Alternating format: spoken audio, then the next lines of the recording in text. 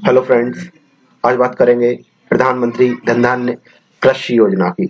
कृषि से जुड़ी हुई गवर्नमेंट की ये स्कीम है। तो चलिए बात करते हैं इस बारे में। हमारे देश में जो एग्रीकल्चर सेक्टर है, इंडियन इकोनॉमी का लगभग जो 45% जो पब्लिक है एग्रीकल्चर में लगी हुई है और देश की जीडीपी में इस सेक्टर से सिग्निफिकेंटली कंट्रीब्यूशन होता है। देश की जो भी पॉपुलेशन है उसको ये जो एग्रीकल्चर सेक्टर है फूड सिक्योरिटी प्रोवाइड करता है। हालांकि ये जो एग्रीकल्चर सेक्टर है यहाँ पे लो एग्रीकल्चरल प्रोडक्टिविटी, मतलब जो एग्रीकल्चरल जो प्रोडक्टिविटी होती है, कहने का मतलब ये है कि जो उत्पादन होता है वो बहुत कम होता है और रीजनल क्षेत्र पे यहाँ पे डिस्पैरिटी देखने को मिलती है। मतलब किसी पर्टिकुलर स्टेट के किसान अच्छा परफॉर्म कर रहे हैं और इसके कंपेयर में किसी बी स्टेट के जो किसान है वो सही से परफॉर्म नहीं कर रहे हैं। तो ये इस तरह से यहाँ पे रीजनल डिस्पैरिटी देखने को मिलती है। ठीक है, तो यहाँ पे इंक्लूसिव ग्रोथ की जरूरत है कि सभी को एक जैसा परफॉर्मेंस होना चाहिए, सबका प्रोडक्शन अच्छा होना चाहिए। तो इसको डील आउट करने के लिए गवर्नमेंट ने यूनियन बजट 2025 में ये स्कीम लेके आए थे, प्रधानमंत्री धन धान्य कृषि योजना। 2018 में एक स्कीम लाई गई थी, एस्पिरेशनल डिस्ट्रिक्ट प्रोग्राम। तो उसी तरह से उसी को एम करते हुए गवर्नमेंट फिर से आ, एक स्कीम एक और लेके आई है, प्रधानमंत्री धन धान्य कृषि योजना। तो जिस तरह से एस्पिरेशनल डिस्ट्रिक्ट प्रोग्राम जो कि 2018 में आया था, तो वहां पे 100 डिस्ट्रिक्ट टारगेट किए गए थे उनके डेवलपमेंट के लिए। तो इस स्कीम को भी उसी तरह से काम किया जाना है। यहाँ पे प्रधानमंत्री धन धान्य कृषि योजना में 100 जो डिस्ट्रिक्ट हैं वो सिलेक्ट किए जाएंगे और वहां पे जो एग्रीकल्चरल जो प्रैक्टिसेस हैं उनको ट्रांसफॉर्म करने की कोशिश की जाएगी। ऐसे 100 डिस्ट्रिक्ट पूरे देश में से जहां पे एग्रीकल्चर में आपको लो प्रोडक्टिविटी, कम उत्पादन देखने को मिलेगा, क्रॉपिंग इंटेंसिटी जहां पे मॉडरेट होगी या जो क्रेडिट अवेलेबिलिटी होगी वो बिलो एवरेज है। तो इस तरह के जो 100 डिस्ट्रिक्ट है उनको टारगेट करके वहां पे ये स्कीम रन करी जाएगी, प्रधानमंत्री धन धान्य कृषि योजना, ताकि जो 1.7 करोड़ फार्मर्स हैं उन्हें अपलिफ्ट किया जा सके। ठीक है, अब बात करते हैं कि ये जो स्कीम लाई जा रही है इसके ऑब्जेक्टिव क्या क्या है, उद्देश्य क्या क्या है। तो सबसे पहला तो यही है, एनहांसिंग एग्रीकल्चरल प्रोडक्टिविटी। ये जो स्कीम लाके गवर्नमेंट जो किसान है उनकी जो उपज है, जो प्रोडक्शन है उसको बढ़ाना चाहती है। इसके लिए गवर्नमेंट क्या करने वाली है, जो फार्मिंग टेक्निक्स हैं उनको बढ़ाने वाली है। इसके अलावा जो साइंटिफिक इंटरवेंशन है वो भी यहाँ पे यूज किए जाने हैं। दूसरा क्या ऑब्जेक्टिव है, गवर्नमेंट यहाँ पे क्रॉप डाइवर्सिफिकेशन को बढ़ावा देना चाह रही है और सस्टेनेबल प्रैक्टिसेस चाहती है कि जो किसान है वो उसको यूज करें। ठीक है, तो कई जगह पे क्या रहता है कि वाटर स्कार्सिटी है, मतलब वहां पे प्रॉपरली बारिश नहीं हो रही है या जमीन के अंदर भी इतना पानी नहीं है, बट वाटर इंटेंसिव क्रॉप उगाए जाते हैं, गन्ना हो गया, राइस हो गया। तो गवर्नमेंट ऐसे में चाहती है कि जो किसान है वो क्लाइमेट रेजिलिएंट क्रॉप का प्रोडक्शन करें। ठीक है, और जो वाटर इंटेंसिव क्रॉप है उनके ऊपर डिपेंडेंस उनकी कम हो जाए। तीसरी बात करें कि गवर्नमेंट इस स्कीम के थ्रू जो पोस्ट हार्वेस्ट इंफ्रास्ट्रक्चर है उसको स्ट्रेंथन करना चाह रही है। क्या रहता है कि कई सारे जो क्रॉप्स रहते हैं, अब वो पेरिशेबल मटेरियल होता है, सपोज करो कोई सब्जियां हैं तो वो एक पर्टिकुलर टाइम के बाद खराब हो जानी है। तो ऐसे में गवर्नमेंट क्या चाहती है, इस स्कीम के थ्रू की जो पोस्ट हार्वेस्ट इंफ्रास्ट्रक्चर है, ठीक है, स्टोरेज फैसिलिटीज है, प्रोसेसिंग फैसिलिटीज है, तो गवर्नमेंट पंचायत और ब्लॉक लेवल पे इनको और स्ट्रेंथन करना चाह रही है। इस तरह का इंफ्रा क्रिएट करना चाह रही है ताकि जो पेरिशेबल मटेरियल है वो खराब नहीं हो। ठीक है, और इसके बाद आगे बात करेंगे इंप्रूविंग इरिगेशन फैसिलिटी। तो गवर्नमेंट का यहाँ पे एक ऑब्जेक्टिव ये भी है कि जो इरिगेशन फैसिलिटीज हैं, जैसे कि एक ड्रिप इरिगेशन होता है, स्प्रिंकलर इरिगेशन होता है, तो इस तरह की जो इरिगेशन मेथड्स हैं ये यूज करके गवर्नमेंट चाहती है कि जो एग्रीकल्चर जो प्रोडक्शन है वो बढ़ जाए। इसके अलावा कई सारे जो गांव खेड़े रहते हैं तो वहां पे क्या रहता है, जो क्रेडिट की फैसिलिटीज रहती है उतनी अच्छी नहीं रहती। लोकल साहूकार के पास जो किसान रहते हैं वो जाके उधार ले लेते हैं और फिर लंबे समय तक उसका एक तो बहुत ज्यादा मोटा ब्याज चलता है और वो उससे डील नहीं कर पाते हैं। तो गवर्नमेंट चाहती है कि जो क्रेडिट एक्सेस फैसिलिटी है वो उनको और भी ज्यादा एक्सपेंड किया जाएगा। अब बात करेंगे कि इसके लिए गवर्नमेंट ने क्या रोड मैप लेके आई है ताकि जो प्रधानमंत्री धन धान्य कृषि योजना है इसको पूरा किया जा सके। तो जैसा मैंने बताया, सबसे पहले तो आपको जो 100 डिस्ट्रिक्ट हैं वो सिलेक्ट कर लिए जाएंगे। ठीक है, और वो जो 100 डिस्ट्रिक्ट सिलेक्ट किए जाएंगे वहां पे बात यही है कि ऐसे डिस्ट्रिक्ट होना चाहिए जहां पे जो प्रोडक्शन है या जो कृषि का उत्पादन है वो कम होना चाहिए, क्रॉपिंग इंटेंसिटी वहां पे मॉडरेट होना चाहिए, और इसके अलावा जो क्रेडिट एक्सेस है, मतलब गवर्नमेंट इंस्टीट्यूशन से जो उधार लिया जाता है या जो किसानों को मतलब फसल के लिए पैसा मिल पाता है, तो जो भी उधारी है, क्रेडिट एक्सेस है, वो प्रॉपर तरीके से हो सके, इसके लिए गवर्नमेंट के जो मिनिस्ट्री ऑफ एग्रीकल्चर है, नाबार्ड है और डिपार्टमेंट ऑफ फाइनेंशियल सर्विसेज है, इनका डाटा यूज करके जो 100 डिस्ट्रिक्ट हैं उनको टारगेट किया जाएगा। इसके अलावा यहाँ पे फंडिंग के लिए इंटीग्रेटेड फंडिंग अप्रोच अपनाई जाएगी।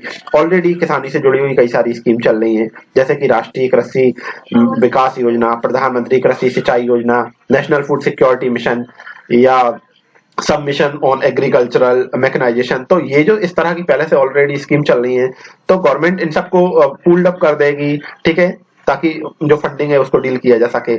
इसके अलावा यहाँ पे मल्टी टीयर इंस्टीट्यूशनल मैकेनिज्म काम करेगा।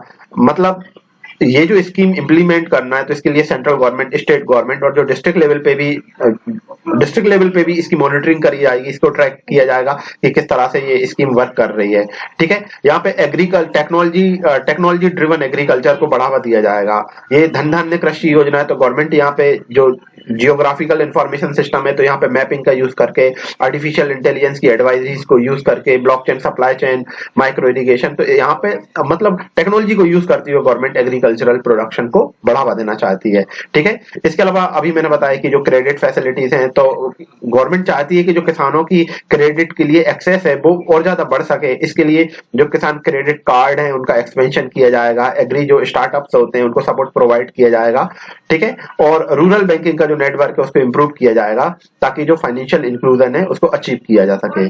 इस स्कीम के थ्रू फार्मर एम्पावरमेंट की बात करी गई है, ठीक है, धन धान्य कृषि योजना की। इसके लिए क्या करेंगे कि जो कृषि विज्ञान केंद्र हैं उनको स्ट्रेंथन किया जाएगा, फार्मर जो प्रोड्यूसर ऑर्गेनाइजेशन है इनको स्ट्रेंथनिंग करी जाएगी, ताकि जो फार्मर्स हैं और ये जो सेंटर्स के पर्सन्स हैं उनको स्किल और उनमें नॉलेज डिसमिनेशन किया जाएगा, ठीक है।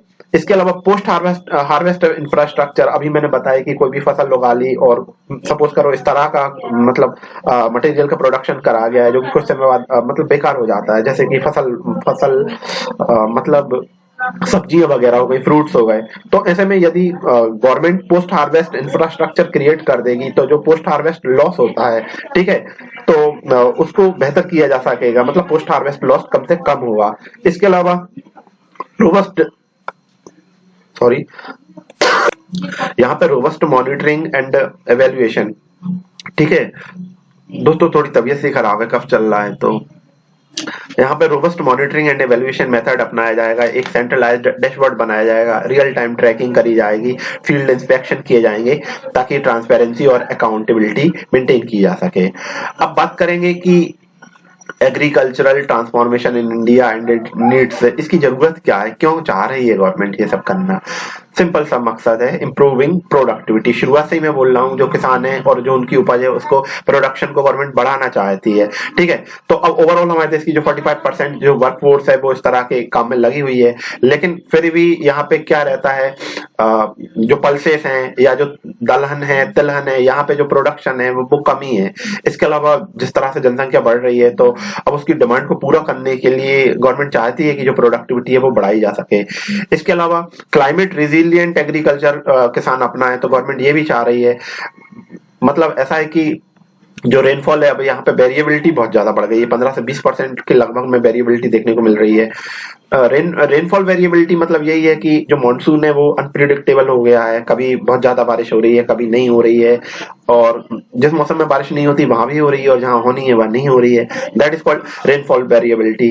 देखिए आप सभी लोग समझदार हैं, ये सारी बातें समझते हैं, ये सारी बातें मैं उनको बता रहा हूँ जो कि बिगनर हैं, नहीं समझते हैं, ठीक है, और जो जानते हैं वो इग्नोर करें प्लीज, ठीक है। तो बात कर रहा था क्लाइमेट रेजिलियंस की। तो गवर्नमेंट यहाँ पे जो रेनफॉल वेरिएबिलिटी है तो उससे लड़ने के लिए, ठीक है, इस तरह की मेथड को अपनाना चाह रही है, ताकि जो फूड सिक्योरिटी उसको अचीव करा जा सके। वाटर एफिशिएंसी, ठीक है, तो अब हमारे देश में ऑलमोस्ट जो 55% जो एग्रीकल्चर है वो रेनफेड एरिया है। रेनफेड एरिया मतलब बारिश पर डिपेंड करती है वहां की खेती, और लगभग 38% वाटर ही है जो हम ठीक से यूज कर पाते हैं एफिशिएंसी से यूज कर पाते हैं। तो यहाँ पे गवर्नमेंट चाहती है कि आप जो किसान है वो एक बेटर इरिगेशन सिस्टम या वाटर कंजर्वेशन की मेथड्स को अपनाए, बेटर इरिगेशन की फैसिलिटीज को अपनाए, ताकि जो क्रॉप का प्रोडक्शन है वो सही से हो सके। गवर्नमेंट यहाँ पे इंफ्रास्ट्रक्चर डेवलपमेंट भी करना चाह रही है, ठीक है, क्योंकि 35 to 40% जो पोस्ट हार्वेस्ट लॉस देखने को मिलता है, तो गवर्नमेंट चाहती है कि जो वेस्टेज है उसको रिड्यूस करा जा सके और जो मार्केट की एक्सेस है वो बढ़ाया जा सके। और अल्टीमेटली गवर्नमेंट का एम ये है कि जो रूरल इकोनॉमिक एम्पावरमेंट, ठीक है, जो 80% फार्मर हैं वो छोटे छोटे किसान होते हैं, ज्यादा उनकी आय नहीं होती, 1.2 लाख एनुअली यहाँ पे उनकी इनकम देखने को मिलती है। तो गवर्नमेंट चाहती है कि इनको ट्रांसफॉर्मेशन किया जाए, ठीक है, स्मॉल फार्मर्स का वेलफेयर सुनिश्चित करना चाहती है गवर्नमेंट। अब बात करते हैं कि गवर्नमेंट इतना सब कुछ करना चाह रही है, लेकिन चैलेंजेस क्या है एग्रीकल्चरल ट्रांसफॉर्मेशन में। देखिए चैलेंजेस जनरल है, टाइमली फंड एलोकेशन। अब ये है कि सबसे मेन चीज है पैसा, ठीक है, तो टाइमली फंड एलोकेशन की बात यहाँ पे की गई है।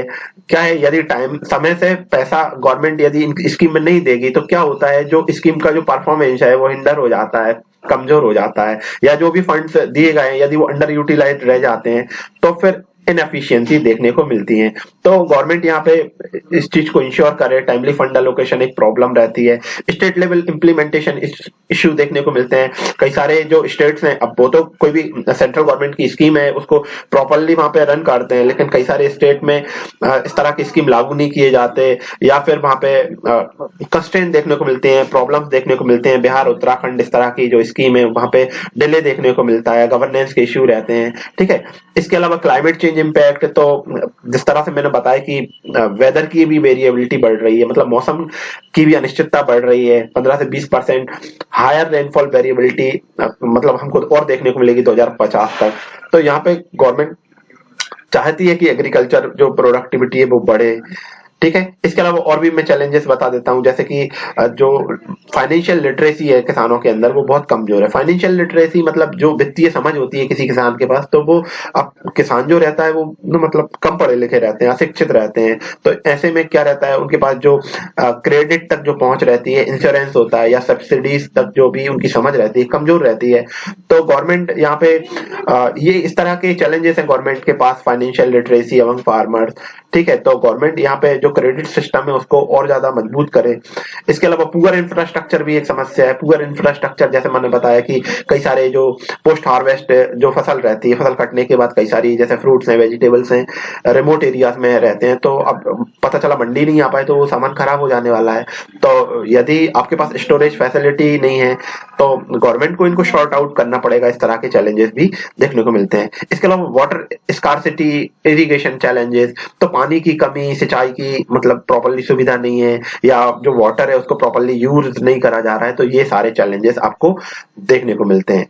अब बात करते हैं कि क्या किया जा सकता है वे फॉरवर्ड, ठीक है। तो यहाँ पे जो समस्याएं थी अब उन्हीं को आप यदि सॉल्व करके बता दो तो यही वे फॉरवर्ड होता है।